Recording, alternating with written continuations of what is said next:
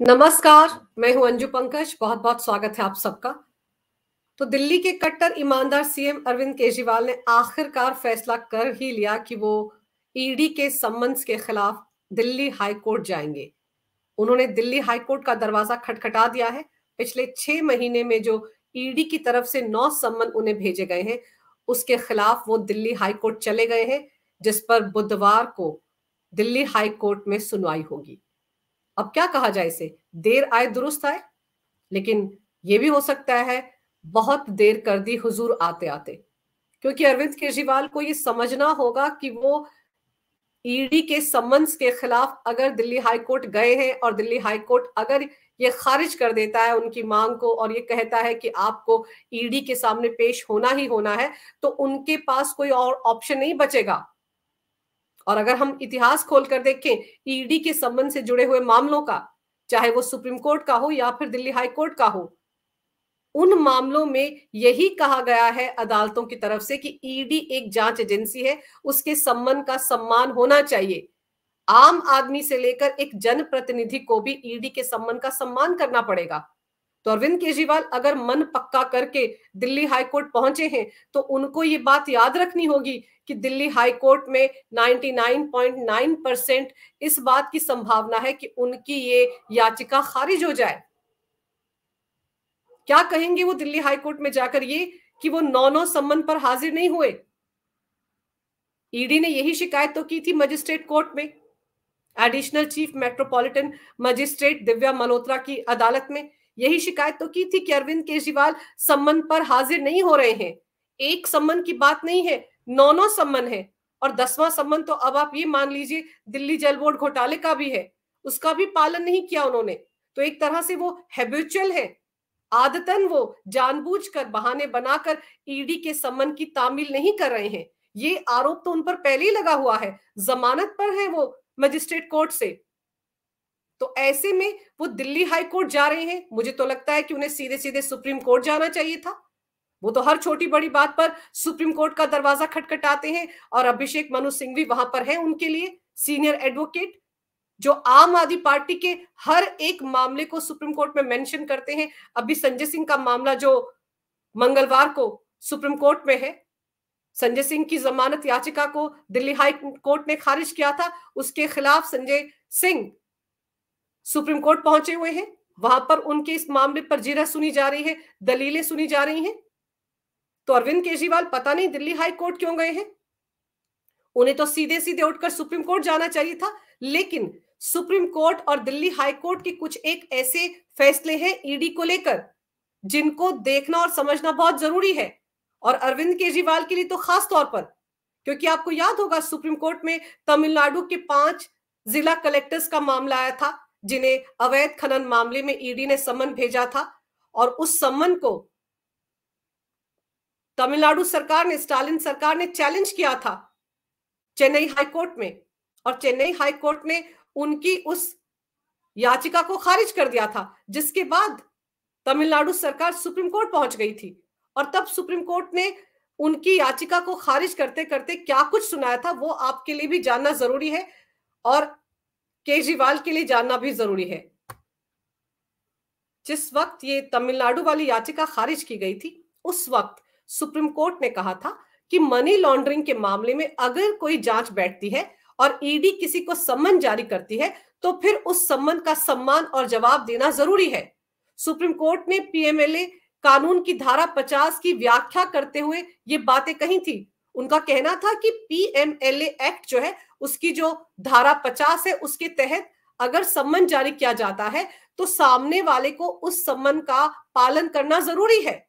आगे कोर्ट ने क्या कहा था ये भी सुन लीजिए, और ये केजरीवाल के लिए जानना बहुत जरूरी है। भले ही वो दिल्ली हाई कोर्ट जाए, वहां पर भी अमानतुल्लाह खान का मामला था, मैं उसका जिक्र भी करूंगी, लेकिन सुप्रीम कोर्ट ने ये कहा था ईडी को लेकर, तो अरविंद केजरीवाल के लिए बहुत रिस्की है, बहुत रिस्क है कि वो दिल्ली हाई कोर्ट जा रहे हैं। सुप्रीम कोर्ट में जस्टिस बेला एम त्रिवेदी और जस्टिस पंकज मित्तल की पीठ ने तमिलनाडु वाले मामले में कहा था कि ईडी अगर मनी लॉन्ड्रिंग के मामले में किसी को बुलाती है तो उसको हाजिर होना ही होगा, और पीएमएलए के तहत अगर जरूरी हुआ तो सबूत भी पेश करना होगा। कहने का मतलब यह है कि अगर जिसे सम्मन भेजा जा रहा है ईडी की तरफ से, उसके पास उस मामले में कोई सबूत है, कोई दस्तावेज है, तो उसे सहयोग करना चाहिए और वो दस्तावेज ईडी तक पहुंचाने चाहिए। और ईडी किसी को भी सम्मन भेजकर पूछताछ के लिए बुला सकती है। पीएमएलए एक्ट में जो सेक्शन 50 है, धारा 50 है, उसके तहत ईडी को यह अधिकार है। आगे देखिए सुप्रीम कोर्ट ने क्या कहा था। केजरीवाल को ये सब चीजें जाननी और समझनी जरूरी है, क्योंकि वो बुधवार को दिल्ली हाईकोर्ट जा रहे हैं, वहां पर इस मामले की सुनवाई होने जा रही है। और जब भी दिल्ली हाईकोर्ट इस मामले की सुनवाई में फैसला सुनाएगा, तो सुप्रीम कोर्ट ने इस मामले में क्या कहा है और खुद दिल्ली हाईकोर्ट ने अमानतुल्लाह खान के मामले में क्या कहा है, उसके बारे में भी सोचा जाएगा, रेफरेंसेस ली जाएंगी। तो आगे सुप्रीम कोर्ट ने क्या कहा था कि पीएमएलए के सेक्शन 50 के मुताबिक ईडी के अधिकारियों के पास ये ताकत है कि वो किसी भी ऐसे शख्स को सम्मन जारी कर पूछताछ के लिए बुला सकते हैं जिनको वो उस जांच के सिलसिले में जरूरी समझते हैं। तो अरविंद केजरीवाल को शराब घोटाले के सिलसिले में ईडी की टीम ये मानकर चलती है कि उनसे पूछताछ करना बहुत जरूरी है। उनसे पूछताछ किए बिना निचली अदालत में ट्रायल शुरू नहीं हो सकता। ये बात ईडी की तरफ से सुप्रीम कोर्ट में भी कही गई थी जब मनीष सिसोदिया की जमानत याचिका पर सुनवाई चल रही थी।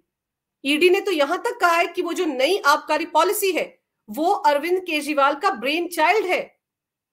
तो अरविंद केजरीवाल से पूछताछ किए बिना ट्रायल शुरू हो ही नहीं सकता, जबकि सुप्रीम कोर्ट ने ईडी को सिसोदिया की जमानत याचिका के वक्त कहा था कि ट्रायल जल्द से जल्द शुरू किया जाए, 6 महीने के अंदर इस मामले को निपटाया जाए, क्योंकि उनका यह भी कहना था कि बिना ट्रायल के इतने दिन तक आरोपियों को जेल में बंद करके नहीं रखा जा सकता।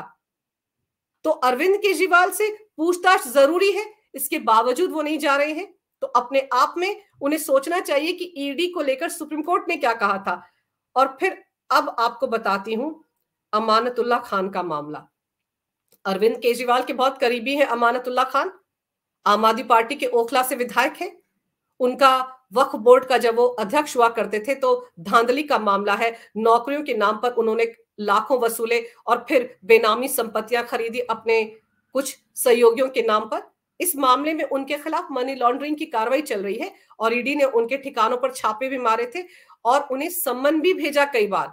फिर वो अग्रिम जमानत के लिए दिल्ली हाईकोर्ट पहुंचे। डर था उन्हें कि उन्हें ईडी गिरफ्तार कर लेगी, इसीलिए वो अग्रिम जमानत के लिए दिल्ली हाईकोर्ट पहुंचे। और उनके मामले में क्या हुआ, उनकी अग्रिम जमानत याचिका को ना सिर्फ दिल्ली हाईकोर्ट ने खारिज किया, बल्कि उन्हें क्या क्या सुनाया, किस तरह के निर्देश दिए, वो अरविंद केजरीवाल के लिए जानना भी बहुत जरूरी है।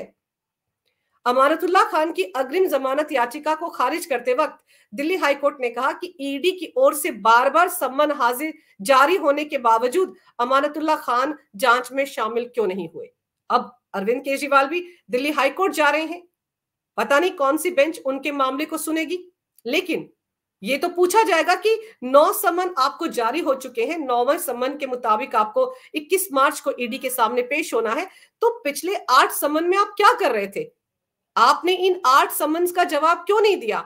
बार बार सम्मन जारी होने के बाद आप ईडी के सामने पेश क्यों नहीं हुए? ये सवाल तो दिल्ली हाईकोर्ट अरविंद केजरीवाल से भी पूछ सकता है।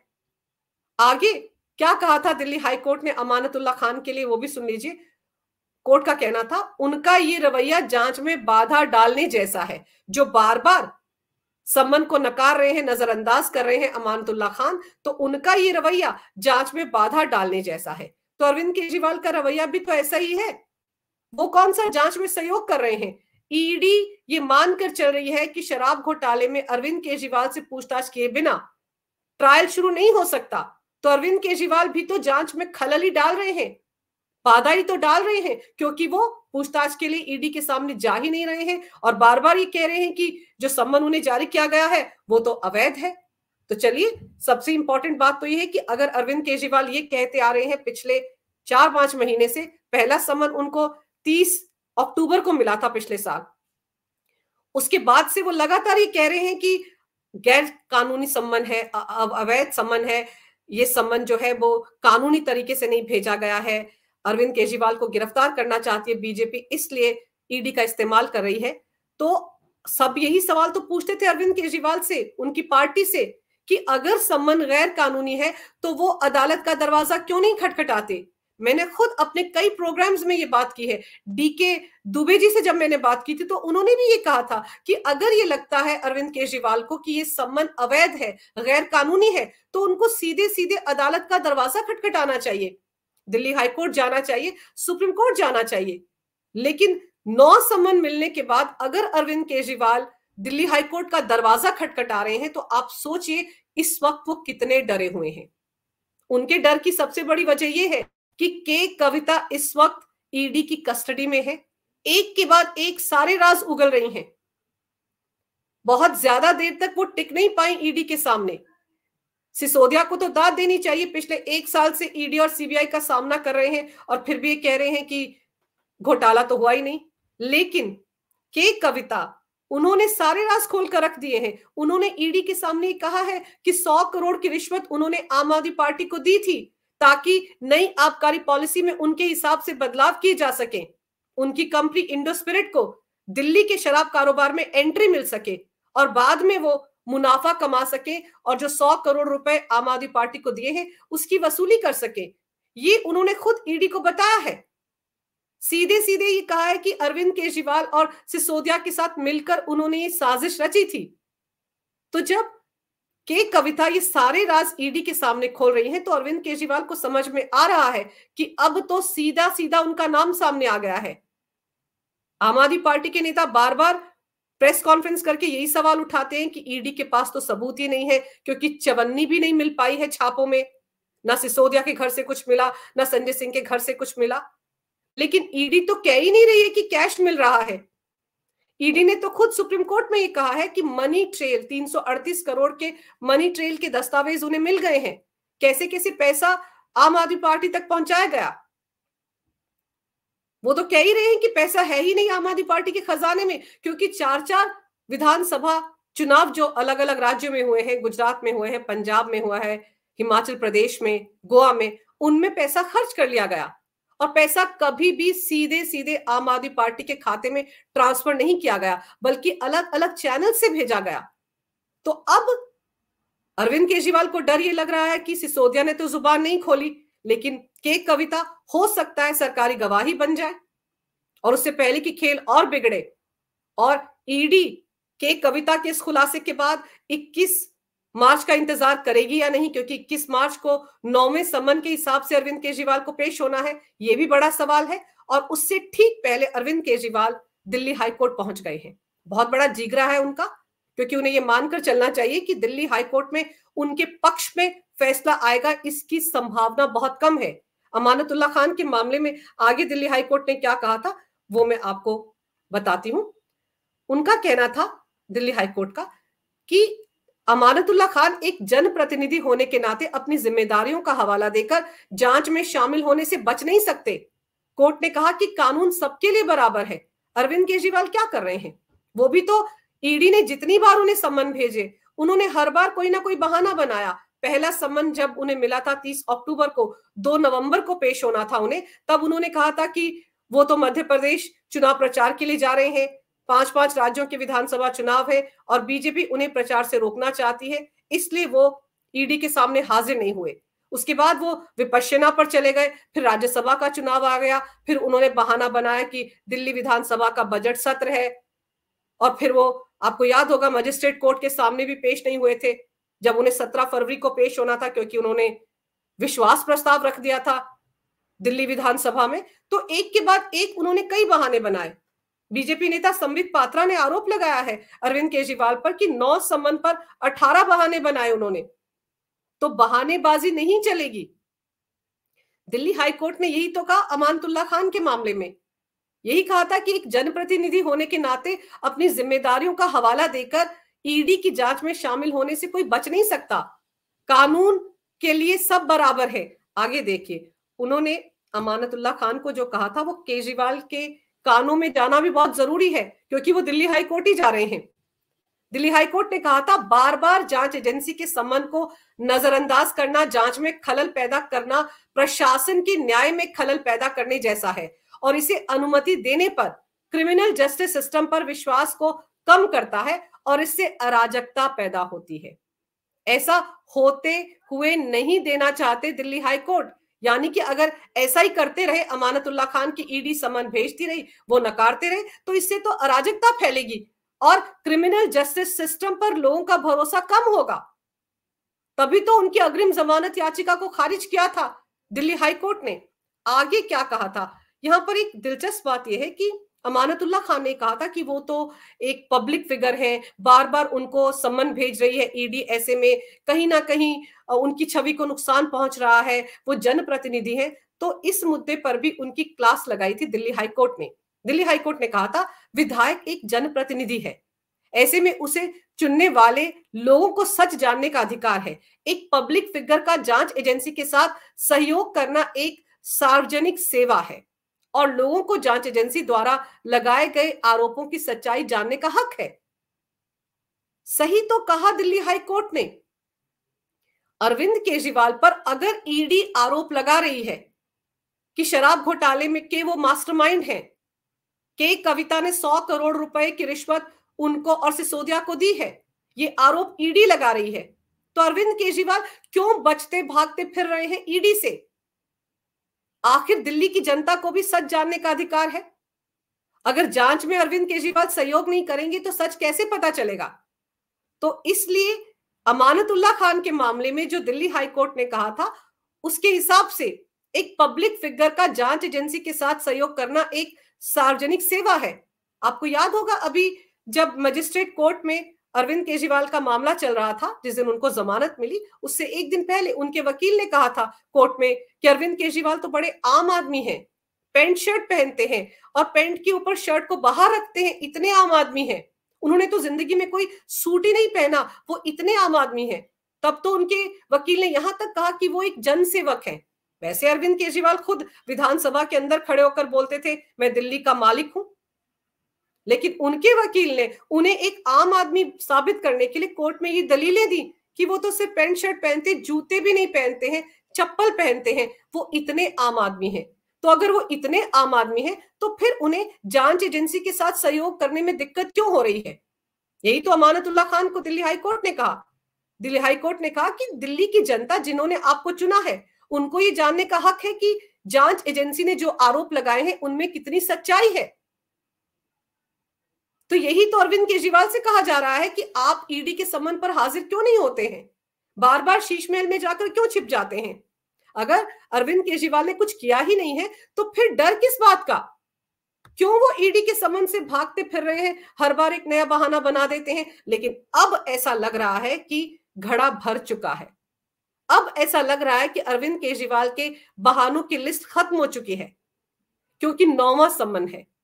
और समझने वाली बात यह है कि पहले 8 सम्मन अरविंद केजरीवाल ने नजरअंदाज किए। इसकी शिकायत ईडी ने की थी मजिस्ट्रेट कोर्ट में और अरविंद केजरीवाल एक दिन पहले वहां हाजिर हुए थे और उन्हें वहां से जमानत दी गई थी, क्योंकि ईडी की सेक्शन 174 के तहत अगर कोई ईडी के सम्मन को जानबूझकर नकारता है, नजरअंदाज करता है, उसका पालन नहीं करता है, तो सेक्शन 174 के तहत उसके खिलाफ शिकायत की जा सकती है और कार्रवाई ये होती है कि उसे 1 महीने के लिए जेल में डाला जा सकता है।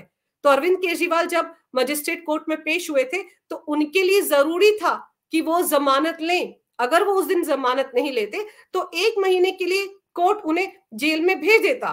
तब अरविंद केजरीवाल क्या करते? ये जो उनकी पार्टी के नेता बार बार कह रहे हैं कि वो जमानत पर है, वो ईडी के मामले में, शराब घोटाले के मामले में जमानत पर नहीं है। वो ईडी ने जो शिकायत लगाई थी, 2 शिकायतें लगाई थी, उस मामले में जमानत पर है। और फिर अरविंद केजरीवाल के एक और लाडले संजय सिंह, जिन्हें पिछले साल 4 अक्टूबर को ईडी ने गिरफ्तार किया था शराब घोटाले में ही, और 4 अक्टूबर को गिरफ्तारी हुई थी, 13 अक्टूबर को वो दिल्ली हाई कोर्ट पहुंच गए थे। उन्होंने भी ईडी की गिरफ्तारी को चैलेंज किया था और राउज एवेन्यू कोर्ट ने जो ईडी को उनकी रिमांड दी थी उसको भी चैलेंज किया था। तो वहां पर भी क्या हुआ था? दिल्ली हाई कोर्ट ने कहा था कि ईडी की तरफ से जो सबूत कोर्ट के सामने रखे गए हैं, जो दस्तावेज रखे गए हैं, प्रथम दृष्टया उनसे पता चलता है कि संजय सिंह की भूमिका रही है शराब घोटाले में, उन्होंने पैसा लिया है। ईडी के सबूत इस बात की तस्दीक कर रहे हैं, इसलिए ना उनकी गिरफ्तारी अवैध है और ना उनका रिमांड अवैध है। ये याचिका यहां खारिज होने के बाद संजय सिंह सुप्रीम कोर्ट पहुंचे थे और उसी मामले की सुनवाई आजकल सुप्रीम कोर्ट में चल रही है। तो कहने का मतलब यह है कि अरविंद केजरीवाल ने तो बहुत देर कर दी। संजय सिंह को देखो, मनीष सिसोदिया को देखो, हर दूसरे दिन supreme court, Delhi high court, rows Avenue court में पहुंचे हुए जमानत के लिए। अरविंद केजरीवाल को तो पहले दिन जब उनको पहला सम्मन मिला था उसे क्वैश करवाने के लिए ही अदालत जाना चाहिए था। ये जो वो हर प्लेटफॉर्म पर राग अलाप रहे थे कि गैर कानूनी है, अवैध है, तो वो अदालत क्यों नहीं गए? और अब वो अदालत क्यों जा रहे हैं? अब वो अदालत इसलिए जा रहे हैं क्योंकि के कविता ईडी की कस्टडी में है। अरविंद केजरीवाल को डर ये लग रहा है कि जिस तरह के राज उन्होंने खोल कर रखे हैं उसमें क्या पता ईडी 21 मार्च का इंतजार करे या ना करे, कहीं उससे पहले ही शीश महल में पहुंचकर उन्हें गिरफ्तार ना कर ले।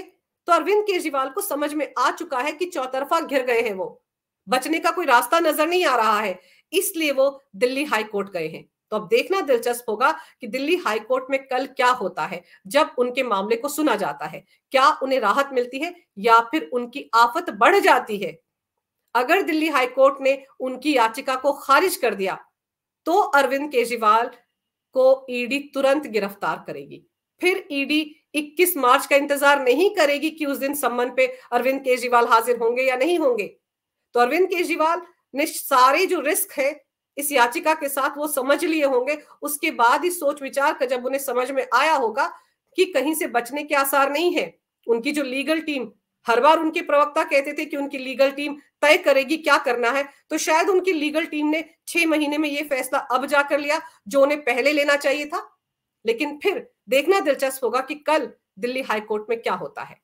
अगर आपको ये वीडियो अच्छा लगे तो कृपया इसे लाइक करें, शेयर करें। अगर आप पहली बार मेरे चैनल पर आए हैं तो कृपया मेरे चैनल को सब्सक्राइब करना ना भूलें। मेरे चैनल को अपना पूरा समर्थन दें। ये वीडियो देखने के लिए बहुत बहुत धन्यवाद। नमस्कार। भारत माता की जय हो। वंदे मातरम और जय श्री राम।